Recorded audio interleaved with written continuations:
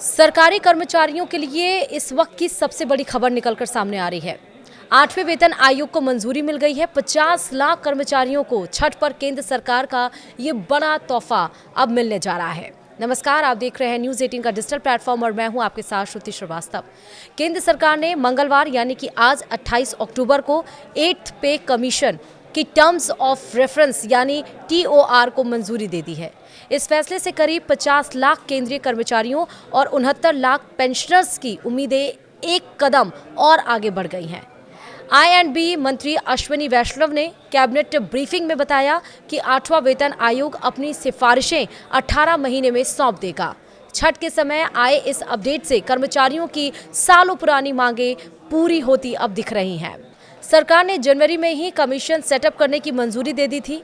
अब TOR मिलते ही commission का काम औपचारिक रूप से शुरू माना जा रहा है। यह कमीशन सैलरी स्ट्रक्चर, पेंशन और अलाउंस में जरूरी अपडेट सुझाएगा। उद्देश्य ये है कि इन्फ्लेशन और इकोनॉमिक कंडीशंस के हिसाब से कर्मचारियों की इनकम मजबूत हो। अब 8th पे कमीशन क्या है? दरअसल नए वेतन आयोग की कमेटी में कौन कौन होगा ये हम आपको बताएंगे। कैबिनेट नोट के अनुसार 8th सेंट्रल पे कमीशन एक टेम्परेरी बॉडी होगी। इसमें एक चेयरपर्सन, एक पार्ट टाइम मेंबर और एक मेंबर सेक्रेटरी शामिल होंगे। सरकार ने बताया है कि TOR तैयार करने में मंत्रालयों, राज्यों और कर्मचारियों के प्रतिनिधियों से कंसल्टेशन किया जाएगा। नए पे कमीशन की कमेटी में जस्टिस रंजना प्रकाश देसाई चेयरमैन होंगी। उनके साथ प्रोफेसर पुलक घोष और पंकज जैन शामिल किए गए हैं। दरअसल उम्मीद है कि इससे सैलरी स्ट्रक्चर और अलाउंसेस में सुधार होगा। वहीं कमीशन अपनी फाइनल रिपोर्ट 18 महीने में देगा। जरूरत होने पर इंटरिम रिपोर्ट भी सबमिट की जा सकती है। रिपोर्ट्स में यह ध्यान रखा जाएगा कि देश की अर्थव्यवस्था पर दबाव न बढ़े और सरकारी खर्च संतुलित रहे। इसके साथ ही सरकार ने न्यूट्रिएंट बेस्ड सब्सिडी को भी मंजूरी दी है।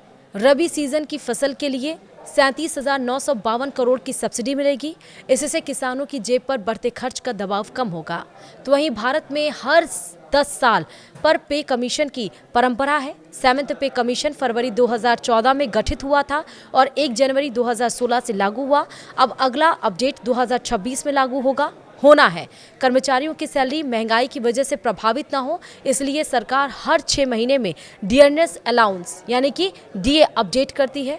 अगर नए पे स्ट्रक्चर के बाद DA में भी सुधार होता है तो हाथ में आने वाली सैलरी और ज़्यादा बढ़ेगी। अब किन बातों पर फोकस करेगा 8th पे कमीशन, वो हम आपको बताएंगे। कमीशन रिपोर्ट बनाते समय कई अहम मुद्दों पर गौर करेगा, जैसे कि देश की आर्थिक हालत और फिजिकल डिसिप्लिन, डेवलपमेंट और वेलफेयर खर्च के लिए पर्याप्त resource, non contributory pension schemes का भार, राज्यों की फाइनेंशियल हेल्थ क्योंकि वे भी अक्सर सिफारिशें अपनाते हैं, सेंट्रल PSUs और प्राइवेट सेक्टर में कर्मचारियों की सैलरी तुलना। एक तरफ से यह कमीशन सिर्फ वेतन बढ़ाने का ही नहीं बल्कि आर्थिक बैलेंस और एम्प्लॉय वेलफेयर के बीच सही रास्ता चुनने का जिम्मेदार होगा। 8th पे कमीशन कब इसका फायदा मिलेगा हम आपको बताएंगे। सरकार ने साफ कहा है कि नए वेतनमान तभी लागू होंगे जब कमीशन की रिकमेंडेशन तैयार हो जाए और सरकार उसे मंजूरी दे दे। फिलहाल टाइमलाइन 1 जनवरी 2026 की है। कर्मचारियों की यूनियन लंबे समय से यह मांग कर रही थी, इसलिए TOR मिलने के बाद उनके बीच खुशी का माहौल है।